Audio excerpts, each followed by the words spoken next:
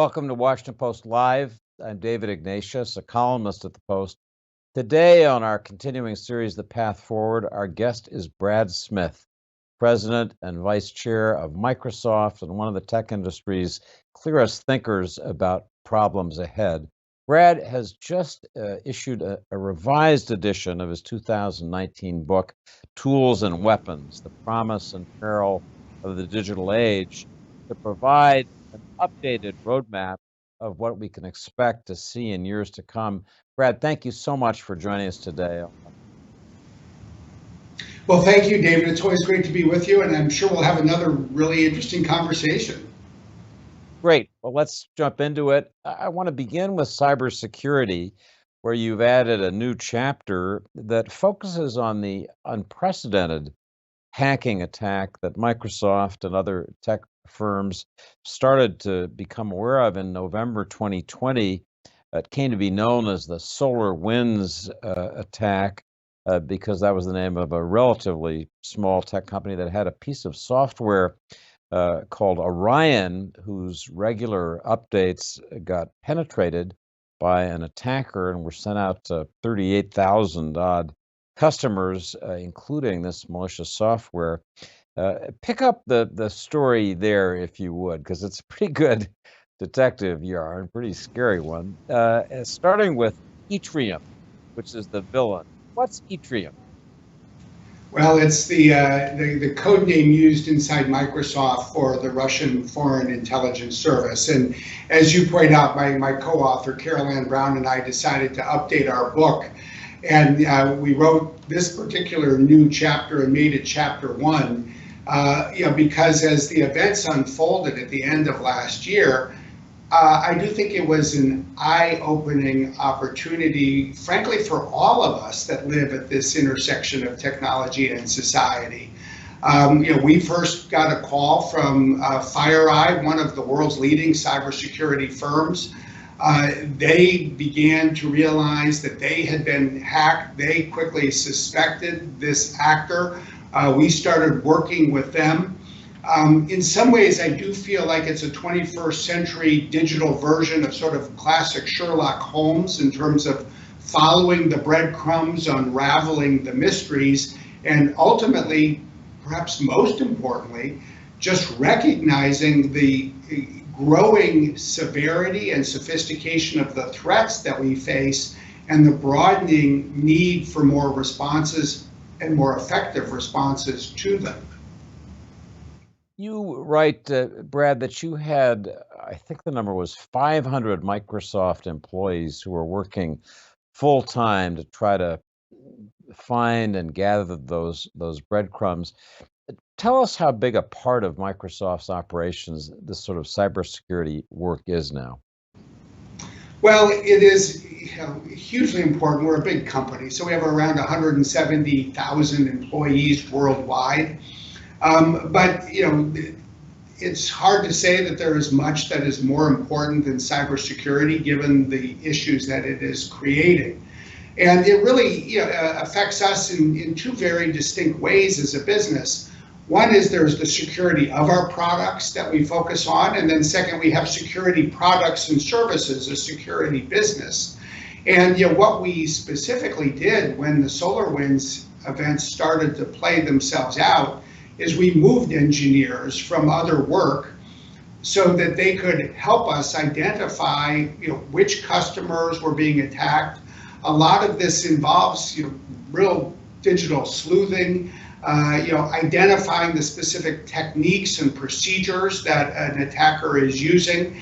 Once you have a sense of what those telltale patterns look like, you can then scan cloud services, which we could do, and we could identify which of our customers had been penetrated because we could find those patterns in their particular accounts.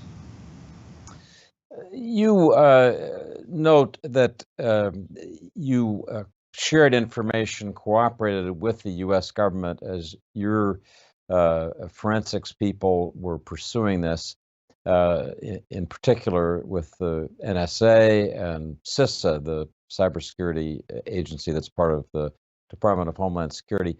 Talk about working with those government agencies, sharing information with them, the comfort level that you feel as a president of a big tech company in doing that.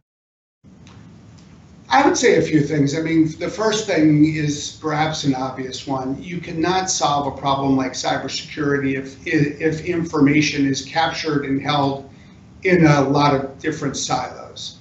And information is siloed very much in the world today. In the U.S. federal government, you've got the foreign side with the NSA, you have the domestic side with CISA, but even more than that, you just have a lot of information that is held in tech companies, Microsoft being one of the most prominent in terms of having a very important data set, but lots of other companies having data as well.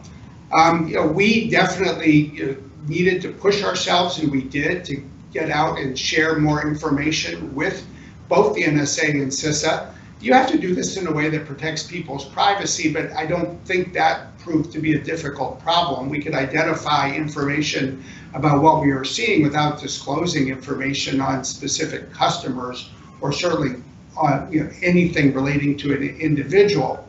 But more broadly, we felt good. They're good, capable people in government. And I would say just more generally, if there's one thing that gives me encouragement in September of 2021, say in contrast to where we were in December of 2020, it really is the rapid progress of the Biden administration, the people they put in place in key positions, the new initiatives they are pursuing. There's a lot more work ahead of us, including, I think, new legislation from Congress. But as I said at the time, this was sort of a moment of reckoning. It was a call to action. And I do think that societally, both in the government and the private sector, the last 7 or 8 months in particular have been marked by people heeding the call, and that's good news. I want to come back to your conversations with the Biden administration in a moment, but staying with this attack, which occurred before Biden became president, you say that this seemed to you and your engineers to be something in between espionage. Your attacker here is the Russian intelligence service, usually very secret in its work, and a broader attack on our infrastructure. Describe just what you think this was, and then maybe you could talk a little bit about how you've tried to talk to Silicon Valley colleagues about the need to work more and more effectively with the government to deal with this kind of thing. Now, those are two really important questions. And to answer the first, David, I would say this. This was not, in my view, espionage as usual. This was not, a single government trying to infiltrate, for example, another government through either traditional means or through new digital tactics alone. What it did instead was tamper with the entire software supply chain. And by that, I mean an update that was being used by SolarWinds to update their Orion software, which was in use by, the updates were going out to about 18,000 customers worldwide.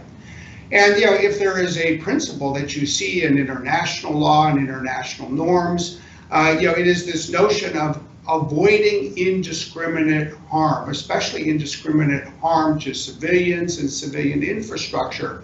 And yet that is precisely what this did. The actor was able to get this out everywhere, and then it could pick and choose once these organizations were potentially compromised, which doors they wanted to go through again to try to extract further information. And just think about the role that software updating plays in the world today. It would be almost, I think, akin to sort of disrupting or infiltrating the blood supply. Once you tamper with it, you put at risk the public's confidence to rely on something of enormous importance. And so, I think that connects to your second question. This is a broader conversation for all of us in the tech sector. And I think part of it is how we can do more to share information with each other and with the government. I think this benefits from government leadership, which we're now getting. But yeah, I think any day when we're sitting down and talking about how we can collaborate more closely among companies, that's probably a good day. And I think in addition, it really calls on us who see this unfolding before our eyes to use our voice, among other things, to speak up for the importance of international norms. Norms that put the software supply chain off limits, norms that put the electoral process or healthcare off limits, because we've seen all three of these things attacked with new cybersecurity techniques over the last couple of years. You've called in the past, wrote in the earlier edition of your book about the need for what you call a digital Geneva Convention. You mentioned earlier that the rules of war have long regarded attacks on civilians, on hospitals, on basic infrastructure as appropriately being outside of the realm of conflict. You've been pushing this idea, but we're still not really much closer, near as I can tell, to actually making it happen. And I wonder, Brad, what you see as the obstacles, including the U.S. government, which still seems to be wary of the idea in trusting in a convention like this that it's not sure others would obey. Yeah, I think the sobering fact of life is that unfortunately the world typically comes together to do what needs to be done only after it has experienced some kind of natural or human created disaster. World War II is the classic example, and it's no coincidence that it took that war and then 4 years of work in 1949 to bring the world together and adopt the Fourth Geneva Convention. And the principle to me is both compelling and straightforward. As you mentioned, David, it says, even in times of war, governments will take care not to cause harm to civilians. And to me, it's just something we should think about constantly.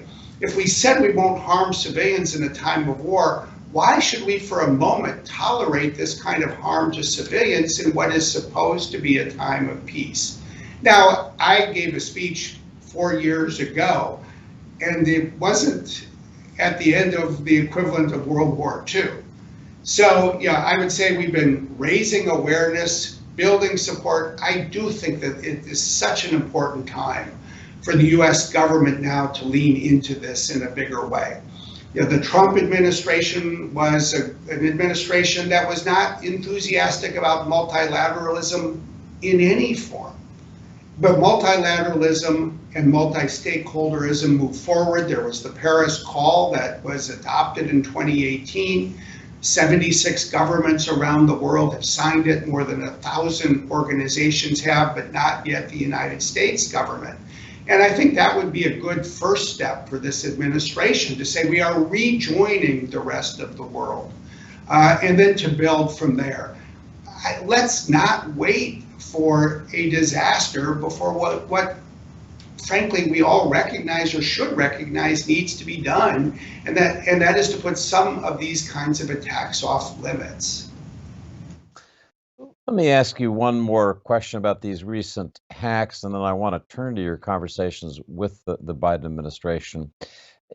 Both in the SVR hack that we call SolarWinds, and then one that was revealed soon after by a Chinese intelligence operation that you call Hafnium. I love these code names that Microsoft gives to foreign actors. There was the same concern that the cloud, which is supposed to be much more secure, is supposed to be the place that people can trust for protection of information, had been compromised. And I want to ask you about that issue, about the vulnerability of the cloud to these very sophisticated hacking efforts, and why you've argued, as you did in the case of this Chinese hack, that the proper response is really to go even further into the cloud as a source of security. Just walk us through that, the vulnerability of the cloud, and then why you think even so it's still safe. Well, I think both episodes illustrate the issues of the day very clearly. In the SolarWinds incident, the attack was focused on on-premise servers, not in the cloud. Specifically, the SolarWinds update was installed on servers of organizations around the world, both governmental and business and the like. Once the on-premise servers were compromised, then what the attackers did, among other things, was look for the authentication keys, say the passwords of network administrators, that could then be used to move from the on-premise server up to the cloud to see what a customer was storing there. Now, the sobering reminder is a very pragmatic one for organizations. Please make sure that your network administrators store their passwords and authentication keys in a secure location, and don't necessarily give one person the keys to the entire kingdom. Give them access to just a part of the network that they need to take care of. But the good news from that is when they moved to the cloud, we could see who was compromised. We should all assume today that we do not know today, and we probably will never know in the future, every organization that was compromised, because if they haven't moved to the cloud and they haven't identified the penetration themselves, then it may well be continuing. Now, Hafnium was another episode that in a way illustrates a very closely related phenomenon. It too was the penetration of an on-premise server. In that case, it was servers that were running Microsoft Exchange Server. And to me, the great sobering reminder from that experience was we put out a patch, but then customers had to install it themselves, because if you run your own server, you have to install the patch. If it's in the cloud, then your cloud service provider will install it for you. And what we specifically experienced in the Hafnium incident was some customers were very slow, especially smaller businesses and the like, especially if they had gone 2 or 3 years without installing a patch. They had a lot of catching up to do. So the cloud constantly needs our work as well to strengthen security, but there's 2 extraordinary lessons from this. One is if your data is in the cloud, we can see when you're penetrated. And second, if you are relying on servers in the cloud, other companies will update and patch your servers so you don't have to. Both are extremely important in a pragmatic way. Let's talk, Brad, about your recent conversations with the Biden White House about cybersecurity and other issues. About a month ago, major tech executives came to the White House for conversations. I'm curious what came out of that specifically that you can share with us, and why you feel that these issues of cybersecurity affecting big tech are on a better path now with the Biden administration than they were. Well, first of all, I think that the cybersecurity summit that took place at the end of August at the White House was a significant step forward. It was a step forward in part because the White House brought together a variety of different groups.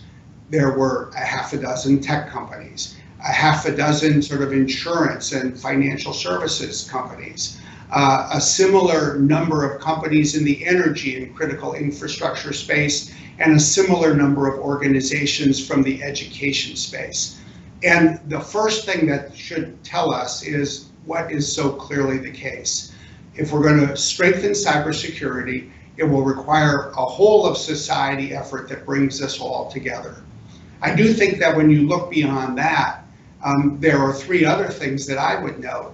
Number 1, we in the tech sector can and should and will do more, invest more, and collaborate more to strengthen cybersecurity. A number of us announced new commitments. We were encouraged, spurred, even slightly prodded by the White House in a very healthy and constructive way to do more to help the nation and the world address cybersecurity.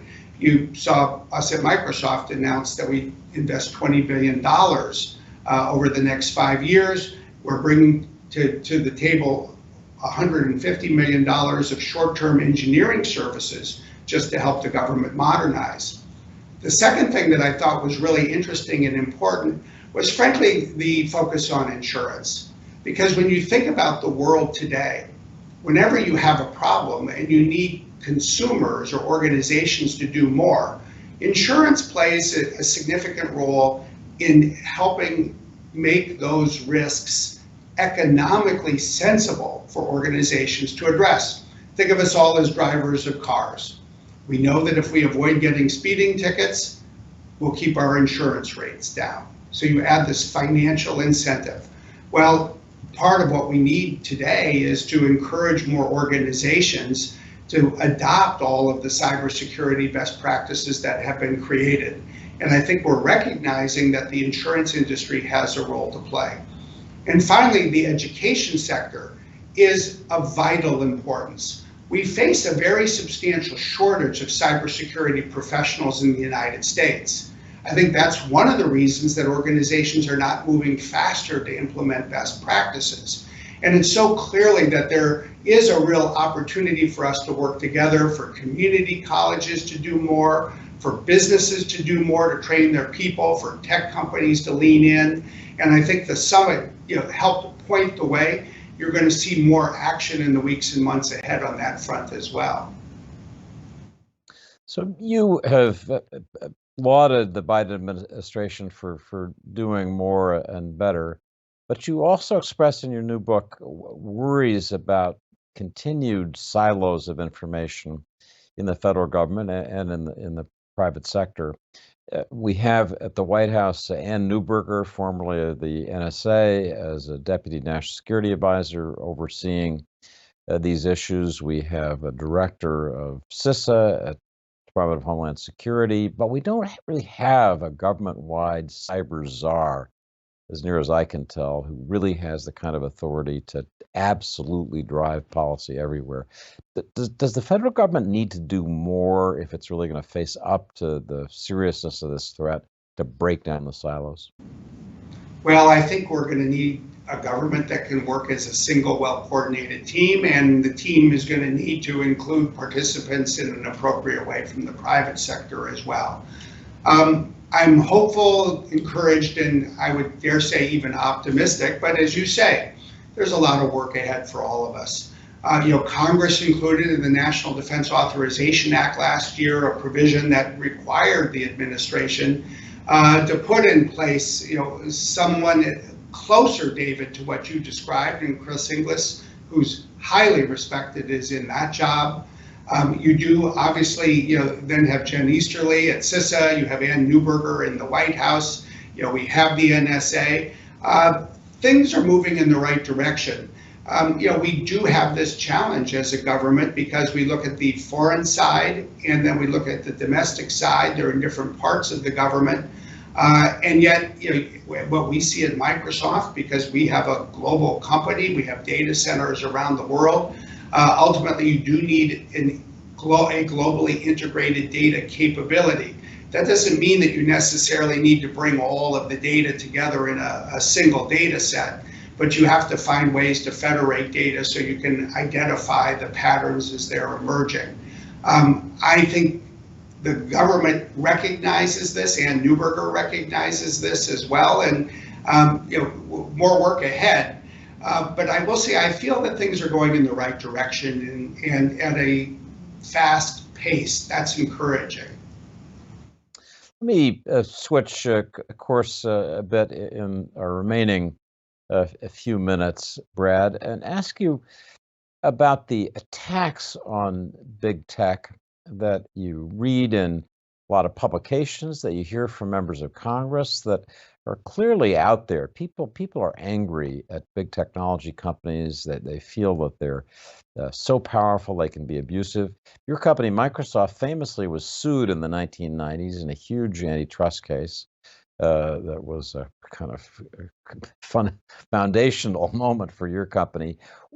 What do you say to the people who feel that Facebook, Google, the social media companies are too big, too arrogant, have too much information, and are not behaving responsibly? Because we're on the verge of major new regulation of your sector.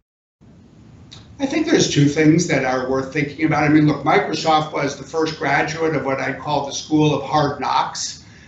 with our antitrust experience that started in the 1990s. And I was part of the company team and led a lot of the work in the 2000s, to really, to some degree, pursue a reform agenda in terms of how we were working with governments. And if there's a single lesson that I've always taken away, I've never encountered a problem that a little humility can't help us solve. I think it's natural in any big organization, whether you're talking about a tech company or a government or a media enterprise or newspaper for that matter, that maybe people can spend a little bit too much time seeing what they want to see in the mirror when they look at themselves, and not enough of what other people see in them instead. And so I think that the step forward always has to start by thinking more broadly, being more introspective, being open to criticism, and then using that to pursue some real change. The second thing I would say is a topic that we address very directly in our book, including the chapter on social media, which we substantially revised. The truth is, if you look at the history of any communications-oriented technology, it starts out with a euphoria. This is like magic. But as we saw, for example, with radio, and we write about this, by the third decade of technology, there is a revolt.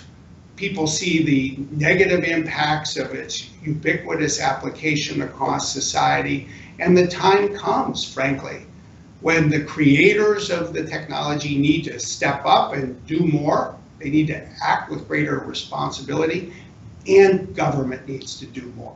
And that is exactly what we're seeing. As I sometimes say, we will see in the 2020s for technology what the 1930s brought to banks. We will become a somewhat, perhaps even significantly regulated part of the economy. There are many parts of the economy that are innovative and vibrant and regulated in important ways. We need to find the right path for technology to join those ranks. So, Brad Smith, I want to thank you for joining us today. Another terrific conversation. The book is Tools and Weapons. I recommend it. The new chapters take us into some very challenging issues. Brad, thank you for joining us today. Thank you. So please join us for future programming. Thanks for being here for today's interview. Head to WashingtonPostLive.com to register for the programs we have and find out more information about them. Thank you so much for being with us today.